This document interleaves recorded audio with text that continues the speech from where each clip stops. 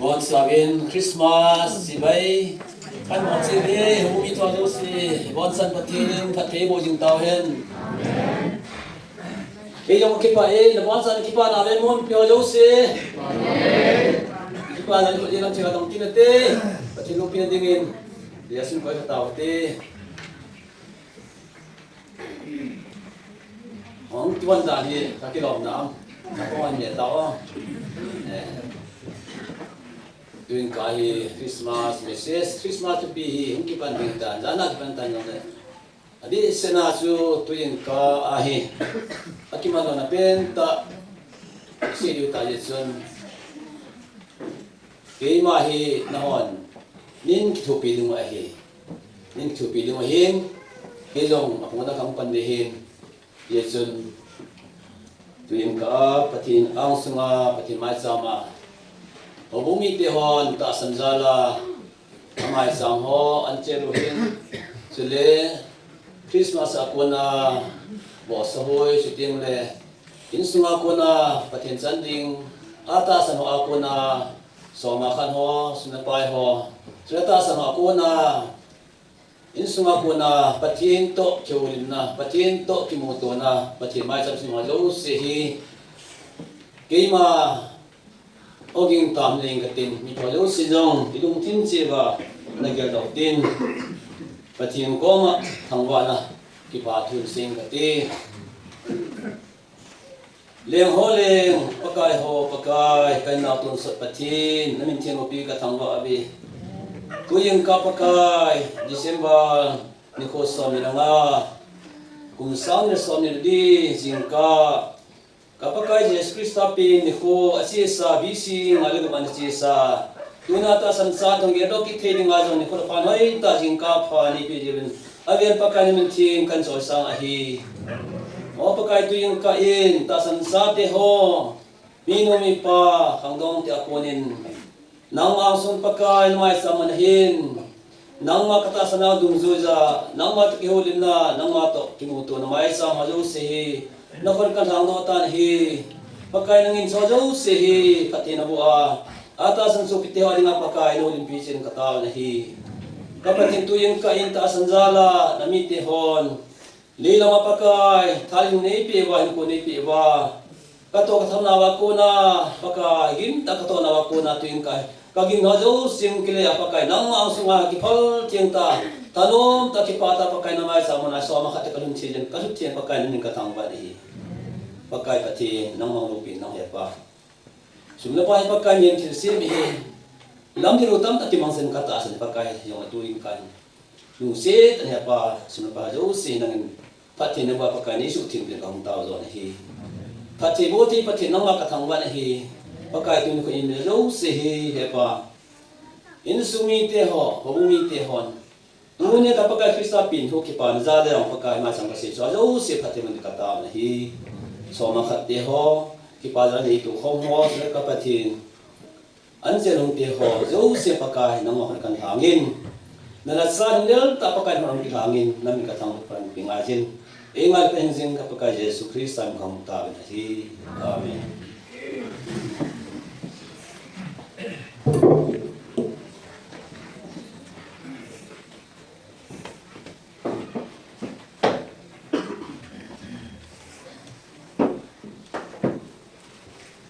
tuyên kain ogumite ho josi mai lai sela ipata in sung chiwa ko na yung kalson da wa ini ko ho la jong su iman idei pen ta teng sit sena yung kiwana nuate nute ho pate ho jeteng godang te ho ter pa kai so jo se hi ting sit sena ipakai Yesus Krista ang pihi kipa na zala e mai ta sa ai po don ho pa cheng ka thang ban hi duyan ka sang ya jong hi ani ho wala chiting la ni chen pun sila ko na akhat chan na ko ya hi wa nga almera ko ithmo hi ka gel le phamo ka sai duyan ka hin ko ne ho kamya sai ta ta ne ho nek tai ni ho duyan ka hi ipakai Jesus Krista pin ho pa pin zala hi e ma no ita sa ta hi ihoi mo na siya ding yo le hoi be se na ding ei ma lu pin wa Jesus Christa patin lu pin ding nga hi tu nyang piang naw sen Jesus hi e hot ding naw la le ma lu hi lung thima ki phal thing na lung thima na ge na mai tu ho na lung thima na ge nai tho zo se hi hing jin patin mu so ke ki ge la tin nga hi tu in ka pha ta hi bon sa wa hi ki pa thono ma hal ta hi ragaw na khang ragaw nong thim ko han wa ke ma nin pan hu wa tin ka patin thu se khom ni kan de sa ke he tin patin a ber thang ba na khan pi na he tin ka salman katupi hi konda pun se banga su somnya ku ma khai wa le kin sin te ti kita sanin ye chun i ho wa ding naw sen khat pi ngin sapa khat e ki pi bi sai thim ga mung ko sangu na chu amitan abail enti nga su le Matthew su ki pa pa bung khat sang som gi na pa som ni nga Gospel look buni sang kana kuna sang som ni so so ning tin isima sama chun Bible sang hi khat be ga sim gatin Bible sang hi pila yo kan simdam Gospel look le Matthew hi thakat chi hin Yesu pin chung sang thu chuan se che ring hin look buni lúc này sung sim cái thế hiện nay sống sĩ là khát Giêsu pin sim cái thế chuyện này thì hi chỉ lại sun cái sao Augustus sun đi sẽ chung chiang đâu se mình xuất hiện thu ở pin hi chang ni Jesus saya gama Cornelius gambai po ahi laja mình kisut amas pin hi chang thum hi chun mi yo se chu amin sondingin ama ma ko pi chia achibin ahi sangni chule Joseph jongsu David in ko le apung ahi ji chun Galilee gama Nazareth ko akonin amin sondingin changa aji ho miram gai ham se chuto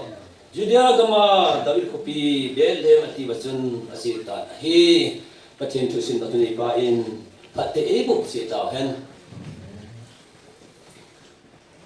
thu sin khat kan sei dom sa pen ten Sweden gama thu sin khat ata long di dim tin lai na chun zan tip zan adek suk se pai wangin akse lo hi zan 24 zan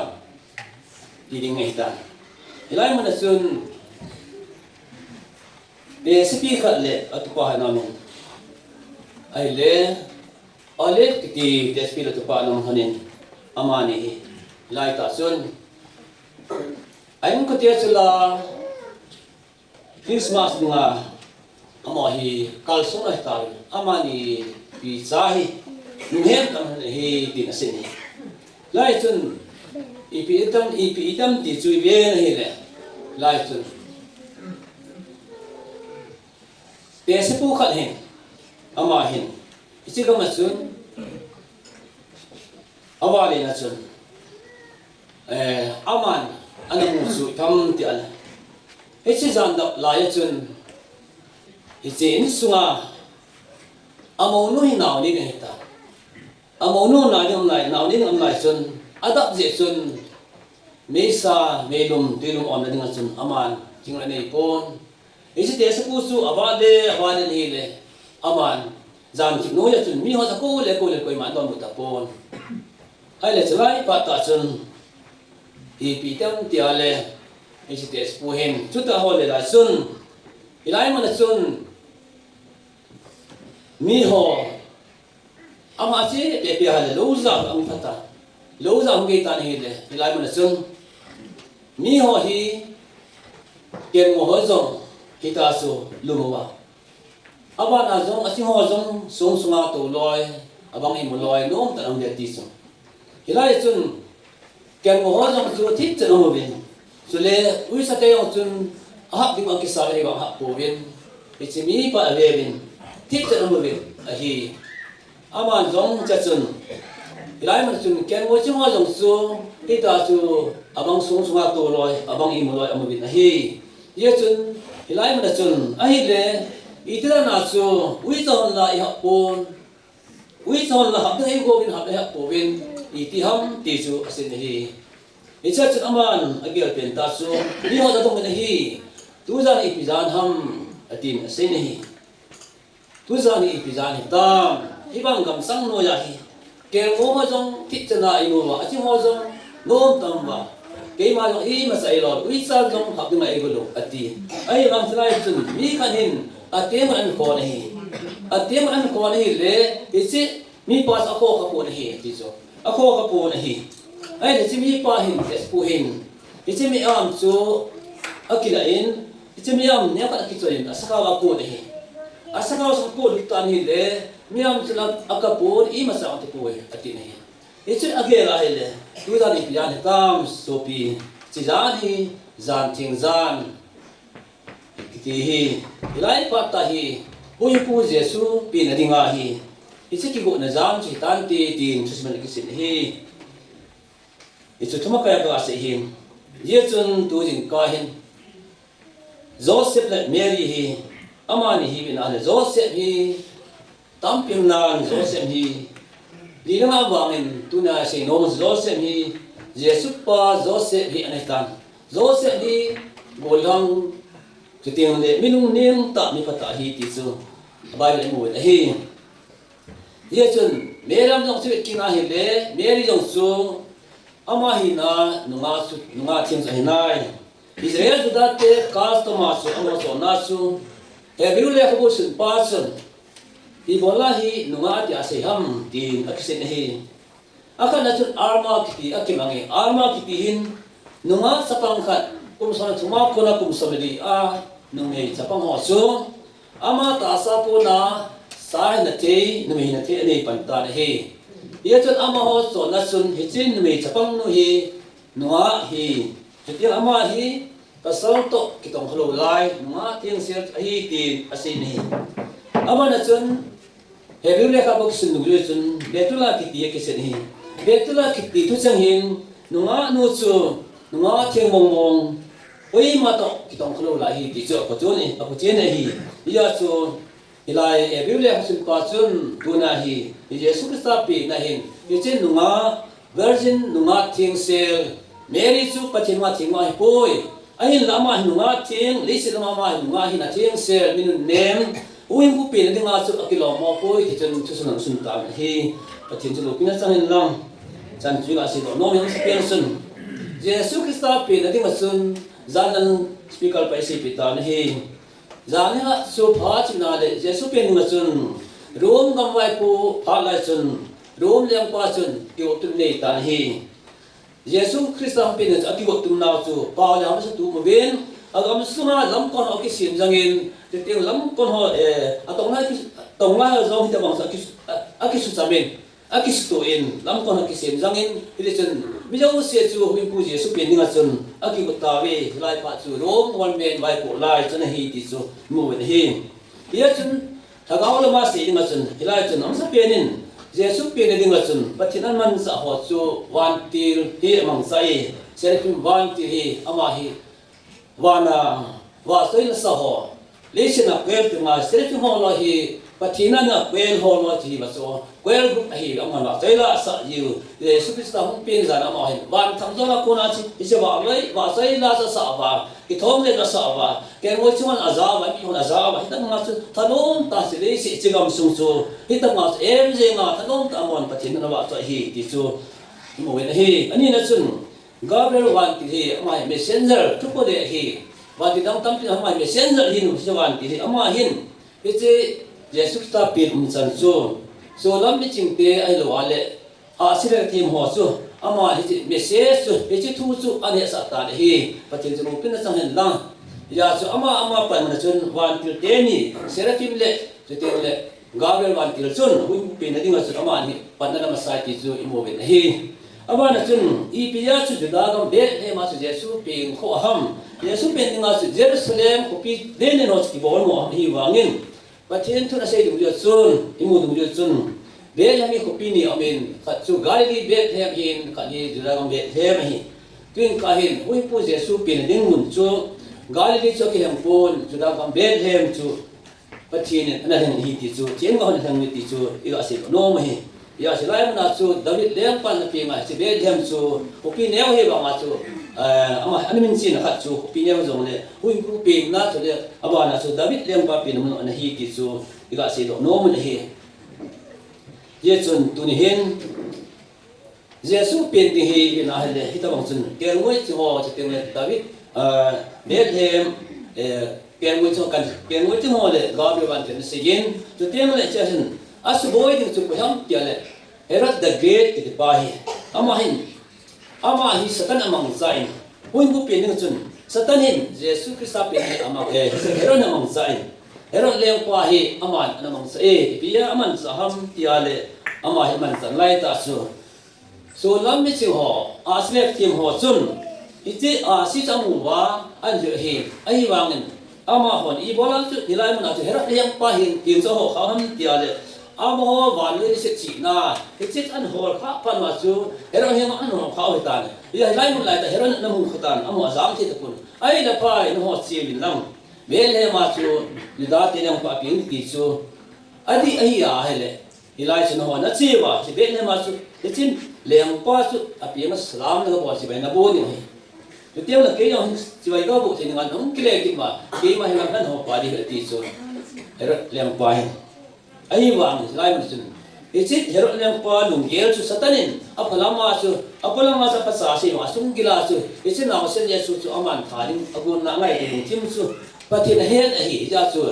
asle timo ko ma chu Bethlehem am lai wa chu patinin ichit chu chang chu wan chu aman sa kina na ho na kinung le tim le Herod leng pa hingun ho tai bin ichit na ho wa hi le naw se su mang hi ti chu ichit Herod leng pa lung tim adi lo pa chu patinin ichit asle ko timo ko ma chun an si pi na mo no Herod leng pa hin chu apel ta na hi ti chu emu na hi ken mo chu om na mun chui tam ham tia la ken mo chu hi amo hi na mi gen the no so ken mo chu hi win amo hi an ni na mun nong su gan an ko ai an ni na mun nong su tu la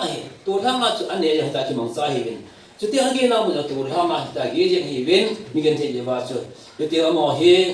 aku sa na mun su tu la gam la ko sa hi ti chu mo na hi ye chun Jesus Christ pin da hi ti ki da nam ti chu bi na hi le ama hi Jesus Christ pin hi tulai nim kha pin na le na me kha pasal kha chi goma pi ma hi ve na nu te ho pa te ho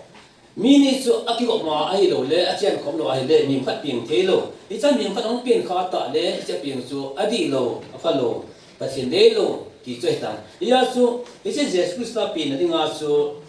wan til a ko na chu pa chen la ga chu I chin ma chen su ma lu na hi ye chun lai man sun ichi Miriam sunga patin wan til anga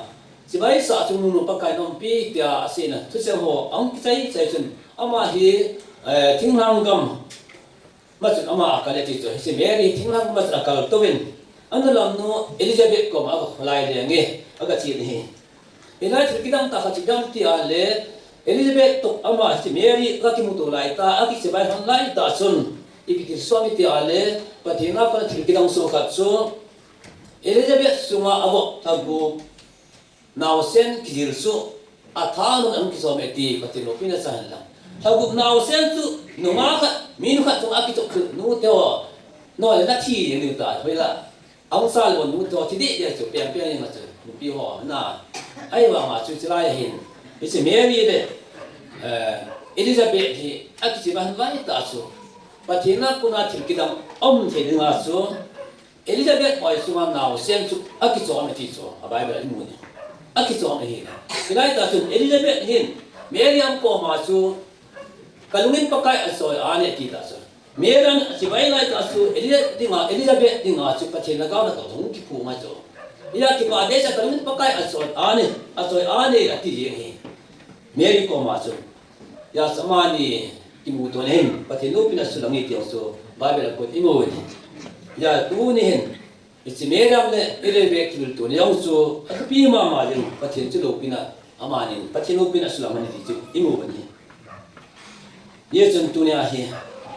Mary akon hong piang su pasal san pang lo ita sa panchin nagawa ko na ama sa humpiang hi ito akilan na kan nai dumi sunga ko na sa tuni san giya hi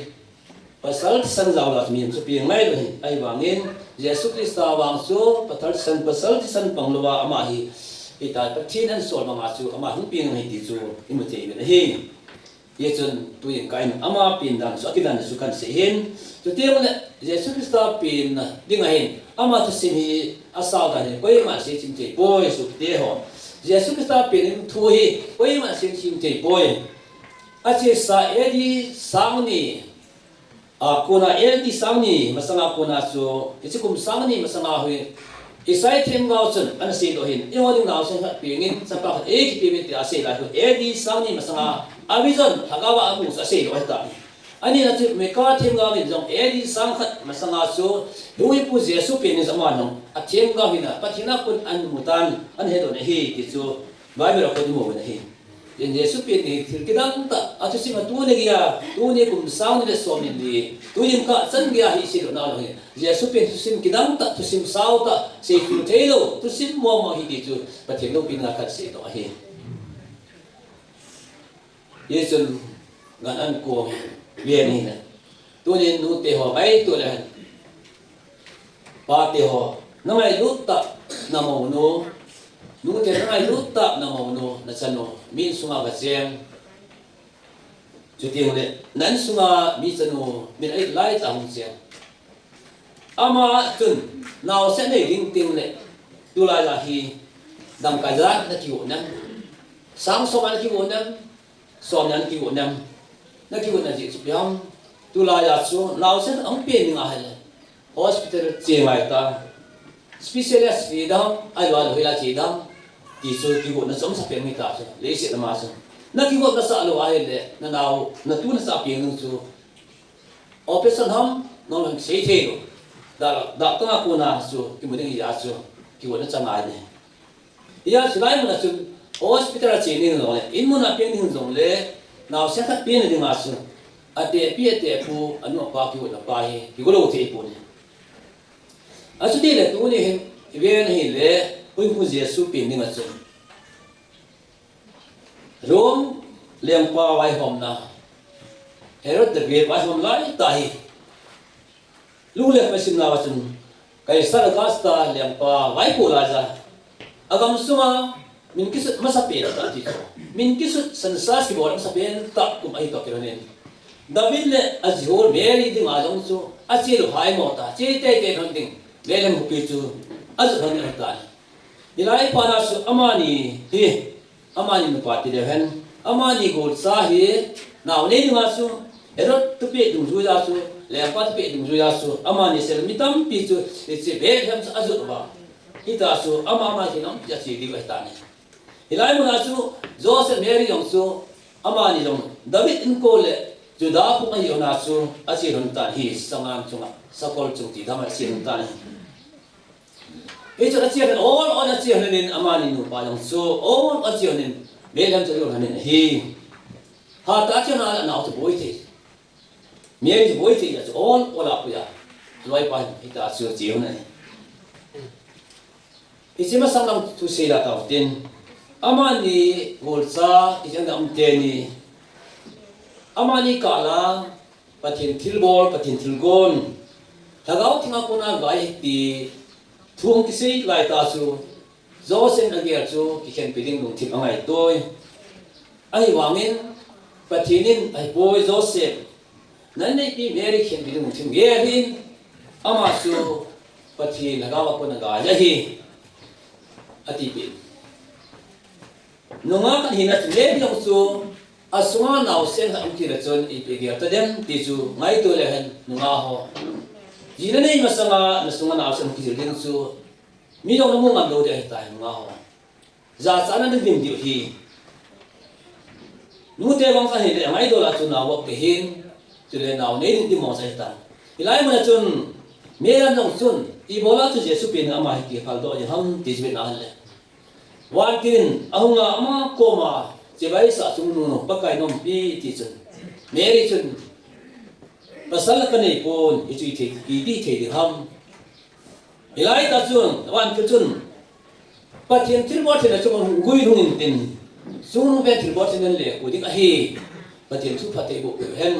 chung pen pathian thil bo thinen le ku ding hi chun na suma peng a thi nga chu pathian sapa ki ding a hi ti chun pathian wal tin chun ki chulai chu chung don ta ni le me la ne ti ma don ta poi ai le na sei bang mas ka chung gui rung ta hen ati ta ni chulai ta hin nunga chiang sel Mary adinga chun lungi masang ta hunge gimna sang ta hunge ahi wangin aman pakai za chu akisan thik la he nunga ke adinga lo chlai din mana hin nain ko na manna na lung thim ho na ge ro hi I chana hi pathin to pinai na hin ko na manam ti hi nunga to ding gel din kha changa ni ya Mary yong sanung thima pakai kisan amano si ang pin Jesu hi amang ke pa ta cái mà mình nôm nôm cái ta thì mấy xuân chỉ van cái ra sao mà chỉ tôi chẳng là gì thì giờ xuân tôi này gan ăn cong he gan ăn cong thì chú gà sei thì gan ăn cong he à cái lòng cong he có những cuộc biển đi ngang xuân cái lòng lâu he giờ ai xem mà số tôi lại ra sát thế khát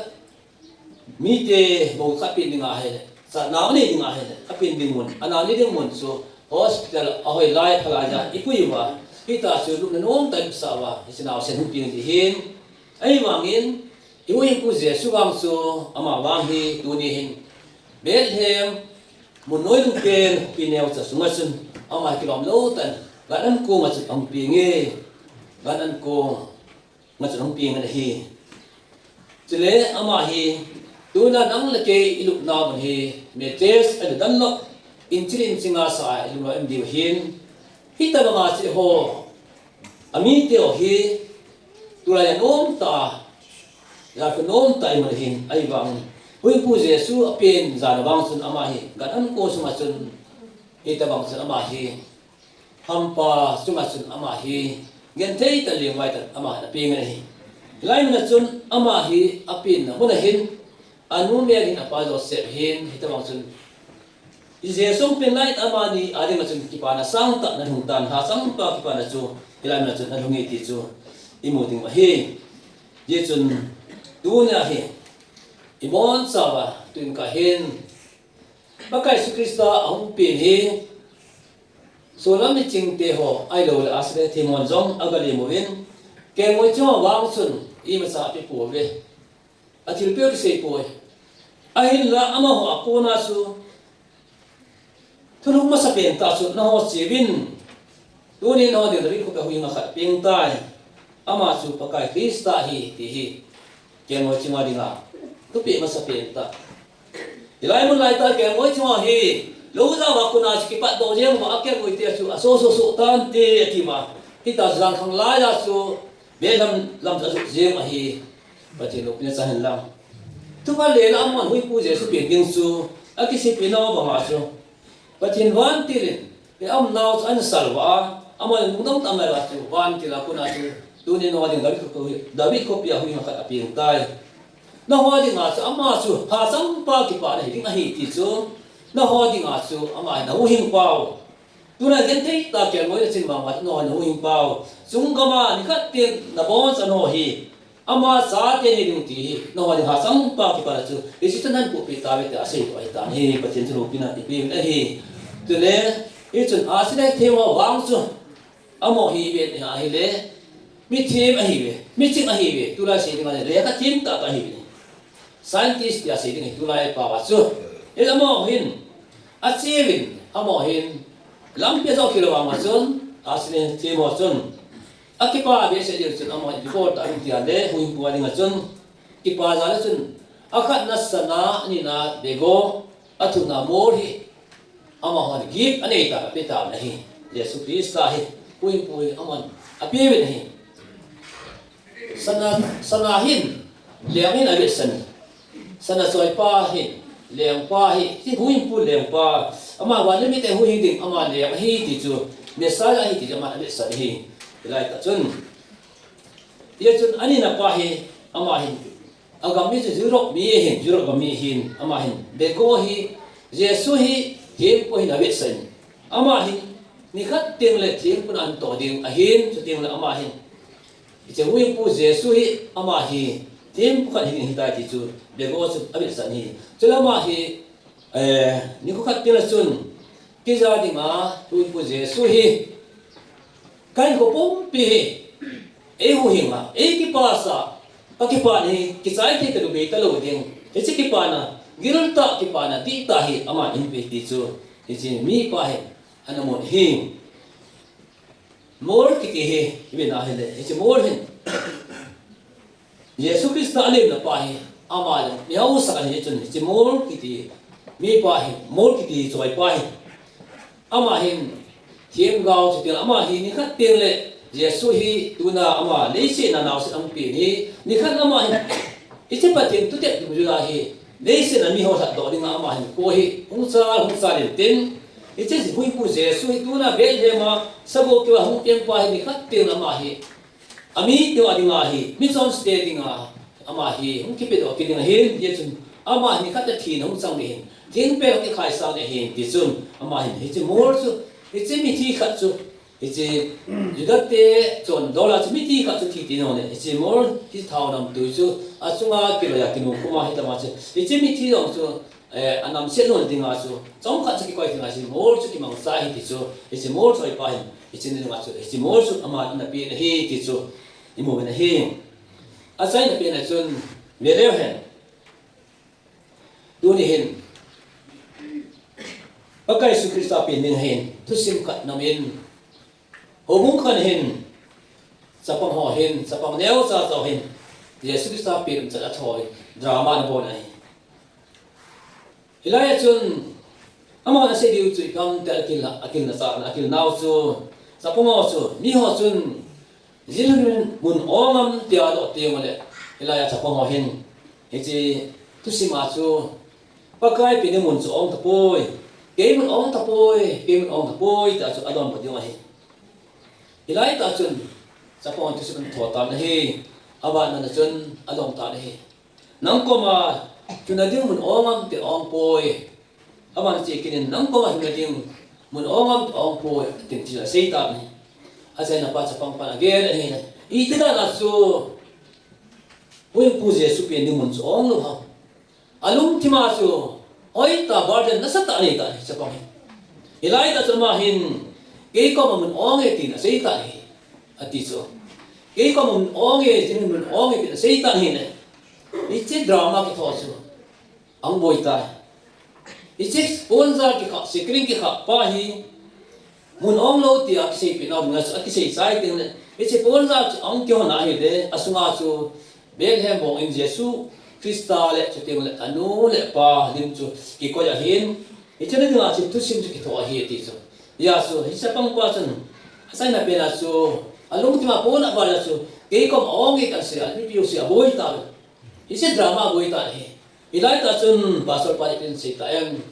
o mi te so te ho ai boy I che I cha pa sa pang nem sai I bola chu ke ko mun ong e ta se ham ama na se ni pen ta chu aloi don mun ong poi ta se ai wangin aman apo na jesun